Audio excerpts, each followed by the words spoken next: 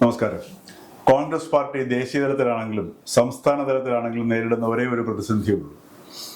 ജനങ്ങൾ വോട്ട് ചെയ്യാൻ തയ്യാറാണെങ്കിലും അത് ഏറ്റുവാങ്ങാൻ കെൽപ്പുള്ള കരങ്ങൾ നേതൃത്വത്തിനില്ല. അതല്ലെങ്കിൽ ജനങ്ങളെ സംബന്ധിച്ചിട്ട് അത് ഭദ്രമായി ഏൽപ്പിക്കാനുള്ള നേതൃത്വം കോൺഗ്രസ് പാർട്ടിക്ക് ഇല്ല എന്നുള്ളതാണ്.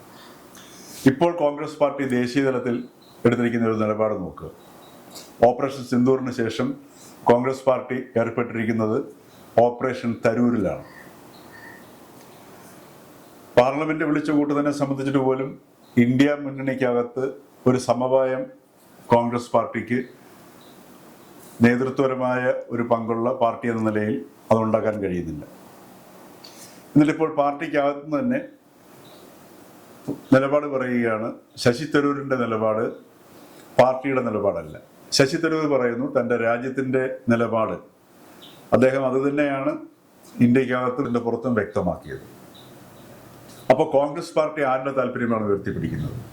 രാജ്യത്തിൻ്റെ താല്പര്യമാണോ, അതോ രാഹുൽ ഗാന്ധിയുടെ താല്പര്യമാണോ, അതോ രാഹുൽ ഗാന്ധിയെ പിന്തുണയ്ക്കുന്നവരുടെ അല്ലെങ്കിൽ രാഹുൽ ഗാന്ധിയെ ഉപദേശിക്കുന്നവരുടെ താല്പര്യമാണോ?